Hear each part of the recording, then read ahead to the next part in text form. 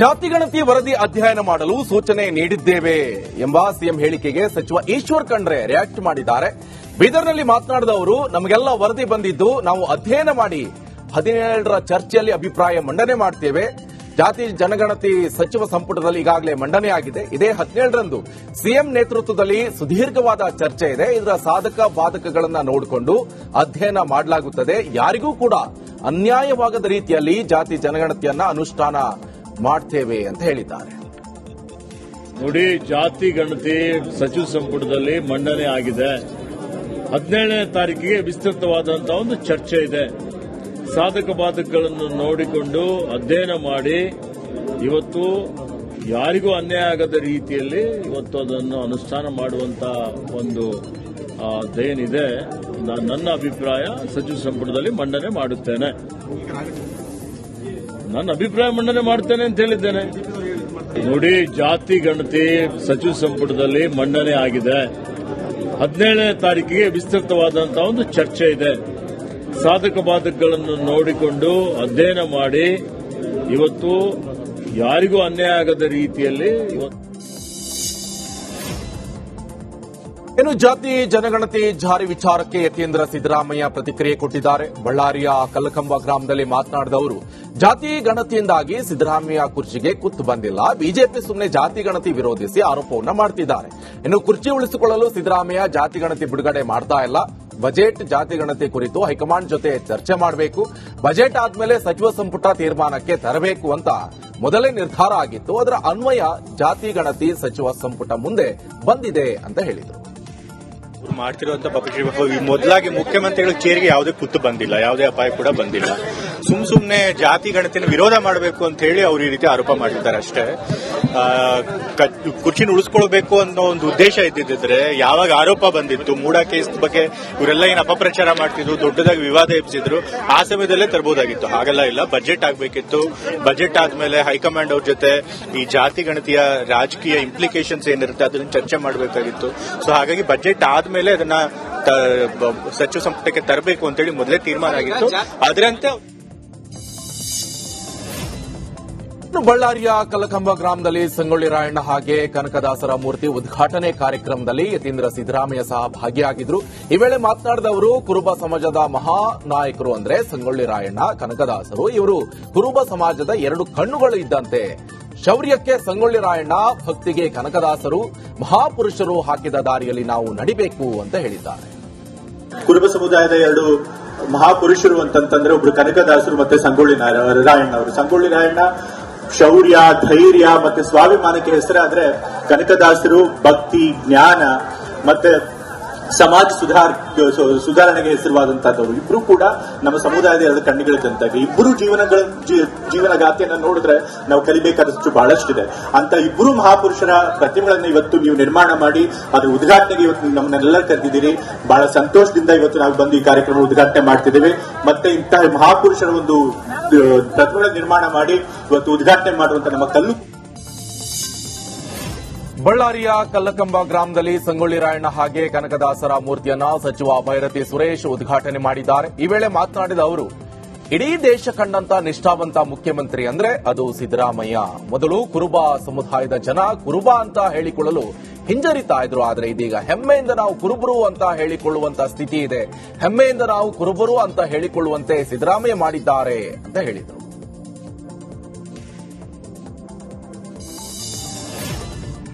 ಪಂಚಮಸಾಲಿ ಸಮಾಜಕ್ಕೆ ಕಾಶಪ್ಪನವರ ಕೊಡುಗೆಗೇನು ಎಂಬ ಸಿಸಿ ಪಾಟೀಲ್ ಹೇಳಿಕೆಗೆ ಶಾಸಕ ವಿಜಯಾನಂದ ಕಾಶಪ್ಪನವರು ತಿರುಗೇಟನ್ನು ಕೊಟ್ಟಿದ್ದಾರೆ. ಬಾಗಲಕೋಟೆ ಜಿಲ್ಲೆಯ ಇಳಕಲ್ ನಗರದಲ್ಲಿ ಮಾತನಾಡಿದ ಅವರು, ನಮ್ಮ ತಂದೆ ಕಾಲದಿಂದ ನಾವು ಸಮಾಜದ ಸಂಘಟನೆಗೆ ದುಡಿದಿದ್ದೇವೆ. ಇನ್ನು ನಾನು ಪಂಚಮಸಾಲಿ ಸಮಾಜದ ಮೀಸಲಾತಿಗಾಗಿ ಕೂಡಲ ಸಂಗಮದಿಂದ ಬೆಂಗಳೂರು ತನಕ ಪಾದಯಾತ್ರೆ ಮಾಡಿದ್ದೇನೆ. ಇವರು ಎಷ್ಟು ಕಿಲೋಮೀಟರ್ ಮಾಡಿದ್ದಾರೆ ಅಂತ ಹೇಳಿ ಅಂತ ಕಿಡಿಕಾರಿದ್ದಾರೆ. ಮಾನ್ಯ ಸಿಸಿ ಪಾಟೀಲ್ರು ನಿನ್ನೆ ಹೇಳಿದ್ರು, ಈ ಸಮಾಜ ಸಂಘಟನೆಗೆ ಈ ಪೀಠ ಆಗೋದಕ್ಕೆ ಕಾಶ್ಯಪ್ನವರ ಕುಟುಂಬ ಕೊಡುಗೆ ಏನು, ಸಮಾಜಕ್ಕಾಗಿ ಏನು ಕೊಡುಗೆಯನ್ನು ಕೊಟ್ಟಿದ್ದಾರೆ, 10 ರೂಪಾಯಿನಾದರೂ ಖರ್ಚು ಮಾಡಿದಾರ? ಸನ್ಮಾನ್ಯ ಸಿಸಿ ಪಾಟೀಲ್ ಕೇಳಿದರು. ಬಹುತೇಕ ಧಾರವಾಡದ ಮನಸೂರ ಬೈಪಾಸ್ ಬಳಿ 11,111 ಕುಟುಂಬಗಳ ಅಗ್ನಿಹೋತ್ರ ಅಭಿಯಾನಕ್ಕೆ ಕೇಂದ್ರ ಸಚಿವ ಪ್ರಹ್ಲಾದ್ ಜೋಶಿ ಚಾಲನೆಯನ್ನು ಕೊಟ್ಟಿದ್ದಾರೆ. ಬಳಿಕ ಮಾತನಾಡಿದ ಅವರು, ಅಗ್ನಿಹೋತ್ರದ ಬಗ್ಗೆ ಹೆಚ್ಚಿನ ಅಧ್ಯಯನ ಆಗಬೇಕಿದೆ. ಸೂರ್ಯ, ನೀರು, ಗಾಳಿಯಲ್ಲಿ ಶಕ್ತಿ ಇದೆ. ಇದನ್ನು ಮೊದಲು ಗುರುತಿಸಿದವರೇ ಭಾರತೀಯರು. ನಮ್ಮ ಐತಿಹಾಸಿಕ ಪದ್ಧತಿಗಳಲ್ಲಿ ವೈಜ್ಞಾನಿಕತೆ ಇದೆ. ಅದರಲ್ಲಿ ಅಗ್ನಿಹೋತ್ರ ಸಹ ಒಂದು. 5,000 ವರ್ಷಗಳಿಂದ ಅಗ್ನಿಹೋತ್ರ ಪದ್ಧತಿ ನಮ್ಮಲ್ಲಿದೆ ಅಂತ ಹೇಳಿದರು. ವೈಜ್ಞಾನಿಕ ಹಿನ್ನೆಲೆ ಇದೆ ನೋಡ್ರಿ. ನಮ್ಮ ದೇಶದಾಗ ಈ ಕೆಲವು ಜನ, ವಿಶೇಷವಾಗಿ ಲೆಫ್ಟಿಸ್ಟ್ ವಿಚಾರಧಾರೆಯ ಜನ, ಅದು ಅನ್ಯ ರಿಲಿಜನ್ದವರು ಇರಬಹುದು ಅಥವಾ ನಮ್ಮ ಹಿಂದೂ ಸಮಾಜದ ಇದೊಂದು ಜೀವನದ ಪದ್ಧತಿ ಇದೆ. ಇದ್ರೊಳಗೆ ಜಾತಿ ಮತ ಪಂಥದ ಪ್ರಶ್ನೆನೇ ಬರೋದಿಲ್ಲ. ಇದ್ರೊಳಗೆ ಎಲ್ಲ ಇನ್ಕ್ಲೂಸಿವ್ ಆಗಿ ತೆಗೆದುಕೊಂಡು ಇಲ್ಲಿ ದೇವರ ಪೂಜೆ ಮಾಡಿದ್ರು ಓಕೆ ಅಂತೀವಿ, ದೇವರ ಪೂಜೆ ಮಾಡಿಲ್ಲ ಅಂದ್ರೂ ಓಕೆ ಅಂತೀವಿ. ಅಂಥ ಉದಾರತೆ ಇರುವಂತಹ ಒಂದು ವ್ಯವಸ್ಥೆ ಇದು. ಹಾಗಾಗಿ ಆದರೆ ಧಾರವಾಡದ ಶಿವಗಿರಿಯಲ್ಲಿನ ಶಾಸಕ ವಿನಯ್ ಕುಲಕರ್ಣಿ ನಿವಾಸಕ್ಕೆ ಸಚಿವ ಜಮೀರ್ ಅಹಮದ್ ಖಾನ್ ದಿಢೀರ್ ಭೇಟಿ ಕೊಟ್ಟಿದ್ದಾರೆ. ಕಾರ್ಯಕ್ರಮವೊಂದಕ್ಕೆ ಧಾರವಾಡಕ್ಕೆ ಬಂದಿದ್ದ ಅವರು ವಿನಯ್ ಕುಲಕರ್ಣಿ ಮನೆಗೆ ತೆರಳಿ ಮಾತನಾಡಿದ್ದರು. ಈ ವೇಳೆ ಸಚಿವ ಜಮೀರ್ಗೆ ಶಾಸಕ ಪ್ರಸಾದ್ ಅಭಯ ಸಾಥ್ ಕೊಟ್ಟಿದ್ದಾರೆ. ಇನ್ನು ಇದೇ ಸಂದರ್ಭದಲ್ಲಿ ಭೇಟಿ ಬಳಿಕ ಮಾತನಾಡಿದ ಸಚಿವ ಜಮೀರ್ ಅಹಮದ್ ಖಾನ್, ವಿನಯ್ ನನ್ನ ಆತ್ಮೀಯ ಸ್ನೇಹಿತರು. ಪಾಪ ಅವರು 5 ವರ್ಷದಿಂದ ಅವರ ಮನೆಗೂ ಬರುವಂತಿಲ್ಲ, ಕ್ಷೇತ್ರಕ್ಕೂ ಬರುವಂತಿಲ್ಲ. ಇವತ್ತು ನಾನು ಹುಬ್ಬಳ್ಳಿಗೆ ಬಂದಿದ್ದೆ, ಹೀಗಾಗಿ ಅವರ ಮನೆಯವರನ್ನ, ಮಕ್ಕಳನ್ನ ಮಾತನಾಡಿಸಿಕೊಂಡು ಹೋಗಲು ಬಂದಿದ್ದೆ ಅಷ್ಟೇ ಅಂತ ಹೇಳಿದರು. ಕಾರಣಕ್ಕೆ ಹುಬ್ಬಳ್ಳಿಗೆ ನಾನು ಬಂದಿದ್ದೆ. ಆಮೇಲೆ ವಿನಯ್ ಅವರು ನನ್ನ ಆತ್ಮೀಯ ಸ್ನೇಹಿತರು, ಮಾಜಿ ಮಂತ್ರಿ ಆಗಿದ್ರು, ಹಾಲಿ MLA ಆಗಿದ್ದಾರೆ. ನನ್ನ ಬಹಳ ಆತ್ಮೀಯ ಸ್ನೇಹಿತರು ಅವರು. ಪಾಪ ಅವರು 5 ವರ್ಷದಿಂದ ಅವ್ರ ಕ್ಷೇತ್ರಕ್ಕೂ ಬರಂಗಿಲ್ಲ, ಮನೆಗೂ ಬರಂಗಿಲ್ಲ. ಹಾಗಾಗಿ ಹುಬ್ಳಿಗೆ ಬಂದಿದ್ದೆ. ಅಮ್ಮವ್ರನ್ನ ಬಂದು ಮಕ್ಕಳನ್ನ ಮಾತಾಡೋದು ಅಂತ ಮನೆಗೆ ಬಂದಿದ್ದೆ. ಕಾರಣಕ್ಕೆ ಹುಬ್ಳಿಗೆ ನಾನು ಬಂದಿದ್ದೆ. ಆಮೇಲೆ ವಿನಯ್ ಅವರು ನನ್ನ ಆತ್ಮೀಯ ಸ್ನೇಹಿತರು, ಮಾಜಿ ಮಂತ್ರಿ ಆಗಿದ್ರು. ಧಾರವಾಡದಲ್ಲಿ ಸಚಿವ ಜಮೀರ್ ಅಹಮದ್ ಖಾನ್ ಬೈಕ್ ಸವಾರಿ ಮಾಡಿದ್ದಾರೆ. ಅಂಜುಮನ್ ಸಂಸ್ಥೆಯ ಕಾರ್ಯಕ್ರಮಕ್ಕೆ ಆಗಮಿಸಿದ ಜಮೀರ್ ಹೆಲ್ಮೆಟ್ ಹಾಕಿ ಬೈಕ್ ಓಡಿಸಿಕೊಂಡು ಕಾರ್ಯಕ್ರಮಕ್ಕೆ ಬಂದಿದ್ದಾರೆ. ಇನ್ನು ಕೆಸಿಡಿ ವೃತ್ತದಿಂದ ಅಂಜುಮನ್ ಸಂಸ್ಥೆಯವರೆಗೆ ಬೈಕ್ ಸವಾರಿ ಮಾಡಿದ್ದಾರೆ.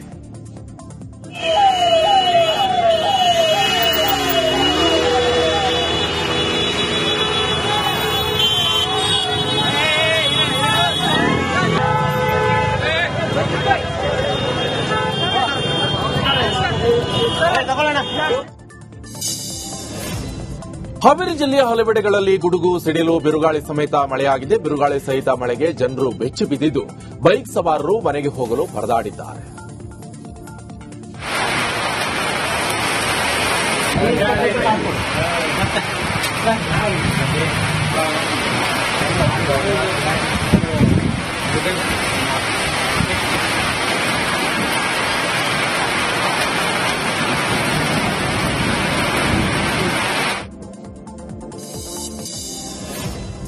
ಅಂಬೇಡ್ಕರ್ ಜಯಂತಿ ಹಿನ್ನೆಲೆ ಚಿತ್ರದುರ್ಗದ ಅಂಬೇಡ್ಕರ್ ಸರ್ಕಲ್ನಲ್ಲಿರುವಂತಹ ಅಂಬೇಡ್ಕರ್ ಪುತ್ಥಳಿಗೆ ಪ್ಲಾಸ್ಟಿಕ್ ಹೂವಿನಿಂದ ಅಲಂಕಾರ ಮಾಡಲಾಗಿತ್ತು. ಈ ಸಂಬಂಧ ಜಿಲ್ಲಾಡಳಿತ, ನಗರಸಭೆ ವಿರುದ್ಧ ದಲಿತ ಮುಖಂಡರು ಆಕ್ರೋಶವನ್ನ ವ್ಯಕ್ತಪಡಿಸಿ ನೈಸರ್ಗಿಕ ಹೂ ಬಳಸಿ ಅಲಂಕಾರ ಮಾಡುವಂತೆ ಆಗ್ರಹಿಸಿದ್ದಾರೆ.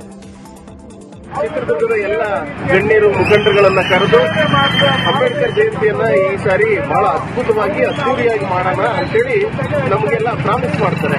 ಈ ಪ್ರಾಮಿಸ್ ಮಾಡೋದ್ರ ಜೊತೆಯಾಗಿ ಸಮಾಜ ಕಲ್ಯಾಣ ಇಲಾಖೆ ಹಾಗೂ ನಗರಸಭೆ ಆಡಳಿತಕ್ಕೆ ಅವರು ಜವಾಬ್ದಾರಿಗಳನ್ನ ವಹಿಸ್ತಾರೆ. ಅಂಬೇಡ್ಕರ್ ಅವರ ಸ್ಟ್ಯಾಚ್ಯೂನ ಅಲಂಕಾರ ಮಾಡಬೇಕು, ಅದ್ಭುತವಾಗಿ ಎಲ್ರಿಗೂ ಅವರ ಒಂದು ಕ್ರಿಯೆಗಳು ಸಲ್ಲಬೇಕು, ಅವ್ರಿಗೆಲ್ಲರಿಗೂ ಗೊತ್ತಾಗಬೇಕು ಅನ್ನೋ ರೀತಿ.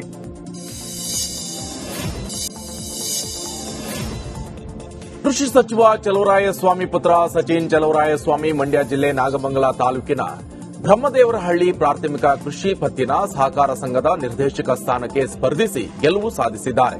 ಸಚಿನ್ ಚಲುವರಾಯಸ್ವಾಮಿ ಜೆಡಿಎಸ್ ಬೆಂಬಲಿತ ಅಭ್ಯರ್ಥಿ ರಾಮು ವಿರುದ್ಧ 97 ಮತಗಳ ಅಂತರದಿಂದ ಗೆಲುವು ಸಾಧಿಸಿದ್ದಾರೆ. ಫಾಲೋವರ್ಸು, ನನ್ನ ಫ್ಯಾಮಿಲಿ, ಹಾಗೆ ನಮ್ಮ ಅಪ್ಪನ ಜೊತೆ 20-30 ವರ್ಷದಿಂದ ಹೋರಾಟ ಮಾಡಿರೋ ಎಲ್ಲರಿಗೂ ಥ್ಯಾಂಕ್ಸ್ ಹೇಳಕ್ಕೆ ಇಷ್ಟಪಡ್ತೀನಿ. ಎಸ್ಪೆಷಲಿ ಮಂಡಳ್ಳಿ ಮತ್ತು ಬ್ರಹ್ಮದೇವರಹಳ್ಳಿ ಪಂಚಾಯತಿನ ಲೀಡರ್ಸು, ಯುವಕರು ಎಲ್ಲ ಹೋರಾಡಿ ಈ ವಿಕ್ಟ್ರಿ ಅವರೇ ಕಾರಣ. ಅವ್ರಿಗೆ ಎಲ್ಲರಿಗೂ ಸ್ಪೆಷಲ್ ಥ್ಯಾಂಕ್ಸ್. ಹಾಗೆ ಇವತ್ತು ಬಂದಿರೋರು ಎಲ್ಲ ಕಡೆಯಿಂದ ಬಂದಿದ್ದಾರೆ, ಮಂಡ್ಯದಿಂದ ಬಂದಿದ್ದಾರೆ, ಪಾಂಡುಪುರದಿಂದ ಬಂದಿದ್ದಾರೆ, ತಿರುಪತಿಯಿಂದ ಬಂದಿದ್ದಾರೆ, ವಿಶ್ ಮಾಡೋಕ್ಕೆ ಅಂತ ಆ ಪ್ರೀತಿ. ಶಾಸಕ ಷಡಕ್ಷರಿ ಅವರು ಹಿರಿಯ ಮುಖಂಡರು, ಅವರಿಗೆ ಸಚಿವ ಸ್ಥಾನ ಕೊಡಬೇಕು ಅಂತ ಕುಣಿಗಲ್ ಕಾಂಗ್ರೆಸ್ ಶಾಸಕ ಡಾ ರಂಗನಾಥ್ ಆಗ್ರಹಿಸಿದ್ದಾರೆ. ತುಮಕೂರು ತಿಪ್ಟೂರಿನಲ್ಲಿ ಮಾತನಾಡಿದವರು, ಅವರ ಹುಟ್ಟುಹಬ್ಬಕ್ಕೆ ನಾನು ಶುಭ ಕೋರಲು ಬಂದಿದ್ದೇನೆ. ಬಹಳಷ್ಟು ಸರಳತೆ ಮತ್ತು ಕ್ರಿಯಾಶೀಲ ನಾಯಕ ಷಡಕ್ಷರಿ, ಅವರಿಗೆ ಸಚಿವ ಸ್ಥಾನ ಸಿಗಬೇಕು ಅನ್ನೋದು ನನ್ನ ಆಗ್ರಹ. ಆದರೆ ಅದು ಹೈಕಮಾಂಡ್ಗೆ ಬಿಟ್ಟಂತ ವಿಚಾರ ಅಂತ ಹೇಳಿದರು. ಈಗ ಷಡಾಕ್ಷರಿ ಸಾಹೇಬ್ರು ಇವತ್ತು ಅವರ ಹುಟ್ಟುಹಬ್ಬ ನಡೀತಾ ಇದೆ. ಅವ್ರು ವಿಶೇಷವಾಗಿ ಹುಟ್ಟುಹಬ್ಬ ಶುಭಾಶಯಗಳನ್ನು ಹೇಳಲಿಕ್ಕೆ ಬಂದಿದ್ದೆ. ಅವರು ಸಹ ಹಿರಿಯ ರಾಜಕಾರಣಿಗಳು, ಬಹಳಷ್ಟು ಸರಳತೆ ಮತ್ತು ಕಾರ್ಯ ಪ್ರವೃತ್ತಿಲಿ ಕ್ರಿಯಾಶೀಲ ರಾಜಕಾರಣಿಯಾಗಿ ಅವ್ರಿಗೂ ಒಂದು ಅವಕಾಶ ಸಿಗಬೇಕು ಅನ್ನೋದನ್ನ ಆಸೆ ಪಡೋನು ನಾನು. ಆದರೆ ನಮ್ಮ ಕಾಂಗ್ರೆಸ್ಸಿನ ಶಿಸ್ತಿನ ವ್ಯವಸ್ಥೆಯಲ್ಲಿ ಇವತ್ತು ಹೈಕಮಾಂಡ್ ಅವರು ತೆಗೆದುಕೊಂಡಂತ ನಿರ್ಧಾರಕ್ಕೆ ನಾವೆಲ್ಲ ತಲೆಬಾಗಿ ನಡೆಯುವಂಥದ್ದು. ಮುಂದಿನ ದಿನಗಳಲ್ಲಿ ಮೈಸೂರು ಜಿಲ್ಲೆಯ ಟಿ ನರಸೀಪುರ ತಾಲೂಕಿನ ತಲಕಾಡು ಗ್ರಾಮದಲ್ಲಿ ಅಂಬೇಡ್ಕರ್ ನಾಮಫಲಕ ಹಾಕುವ ವಿಚಾರಕ್ಕೆ ಗಲಾಟೆ ನಡೆದಿದೆ. ಪರಿಶಿಷ್ಟ ಜಾತಿ ಹಾಗೂ ಪರಿಶಿಷ್ಟ ಪಂಗಡ ಜನಾಂಗಗಳ ನಡುವೆ ಬೋರ್ಡ್ ಇಡುವ ವಿಚಾರಕ್ಕೆ ಗಲಾಟೆ ನಡೆದಿದೆ. ನಾಯಕ ಜನಾಂಗಕ್ಕೆ ಸೇರಿದ ಜಾಗದಲ್ಲಿ ಅಂಬೇಡ್ಕರ್ ನಾಮಫಲಕ ಅಳವಡಿಕೆ ಆರೋಪ. ಅಂಬೇಡ್ಕರ್ ನಾಮಫಲಕ ಅಳವಡಿಕೆ ಮಾಡಿರುವ ಜಾಗದಲ್ಲಿ ಮಾತಿನ ಚಕಮಕಿ ಉಂಟಾಗಿದೆ. ಪೊಲೀಸರು ಹಾಗೆ ನಾಯಕ ಜನಾಂಗದ ಯುವಕರ ಮಧ್ಯೆ ಮಾತಿನ ಚಕಮಕಿ ನಡೆದಿದೆ. ಖಾಕಿ ಮಾತನ್ನ ಲೆಕ್ಕಿಸದೆ ಅಂಬೇಡ್ಕರ್ ನಾಮಫಲಕ ಪಕ್ಕದಲ್ಲಿ ರಾಜ ಮದಕರಿ ಭಾವಚಿತ್ರವಿರುವ ನಾಮಫಲಕ ನೆಟ್ಟು ಆಕ್ರೋಶವನ್ನ ವ್ಯಕ್ತಪಡಿಸಿದ್ದಾರೆ. ಸದ್ಯ ಸ್ಥಳದಲ್ಲಿ ಬಿಗುವಿನ ವಾತಾವರಣ ನಿರ್ಮಾಣ ಆಗಿದೆ.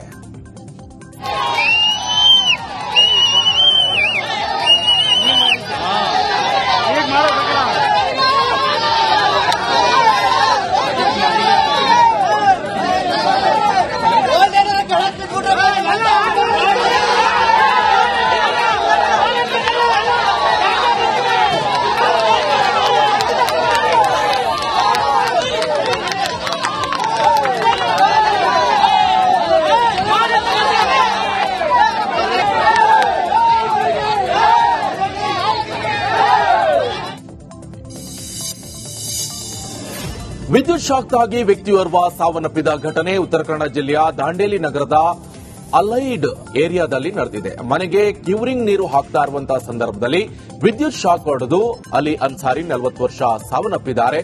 ದಾಂಡೇಲಿ ನಗರ ಠಾಣಾ ವ್ಯಾಪ್ತಿಯಲ್ಲಿ ಈ ಪ್ರಕರಣ ದಾಖಲಾಗಿದೆ. ಜಾರ್ಖಂಡ್ ಬಂದು ಇಲ್ಲಿ ಕೆಲಸ ಮಾಡ್ತಾ ಇದ್ರು.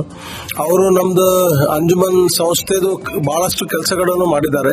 ನಮ್ಮ ಮಸೀದಿಗಳದ್ದು ಕೆಲಸನೂ ಮಾಡಿದ್ದಾರೆ, ಆ ಮಂದಿರಗಳನ್ನು ಕೆಲಸನೂ ಮಾಡಿದ್ದಾರೆ, ರಿಸೋರ್ಟ್ಸ್ಗಳ ಕೆಲಸ ಮಾಡಿದ್ದಾರೆ, ಚರ್ಚಸ್ದು ಮಾಡಿದ್ದಾರೆ. ಆದ್ರೆ ನಮ್ಗೆ ಇವತ್ತು ಅಚಾನಕ್ ಒಂದು ಯಂಗ್ ಹುಡುಗ ಒಂದು ಸಡನ್ ಇದರೊಳಗೆ ತಿರ್ಕೊಂಡಿದ್ದಾರೆ ಅಂತ ಹೇಳಿ ಶಾಕ್ ಕಂಡೀಷನ್ ಒಳಗೆ ನಮಗೂ ಶಾಕ್ ಆಗ್ಬಿಟ್ಟಿದೆ ಇವತ್ತು. ಅದರಿಂದ ನಾವು ಅವರಿಗೆ ಒಂದು ನಮ್ಮ ಜಮಾತಿಂದ, ನಮ್ಮ ಪೂರ್ತಿ ಅಂಜುಮನಿಂದ ಅದರದ ಶ್ರದ್ಧಾಂಜಲಿ ಅರ್ಪಿಸುತ್ತೇವೆ. ಮತ್ತು ಅವರ ಫ್ಯಾಮಿಲಿ ಮೆಂಬರ್ಸ್ಗೆ ಎಲ್ಲರಿಗೆ ತಾಳ್ಮೆ ಹಾಗೂ ಇದು ಬರ್ಬೇಕಂತ ಹೇಳಿ ನಾವು ಎಲ್ಲ ದೇವರಲ್ಲಿ ಬೇಡ್ಕೊಳ್ತೇವೆ.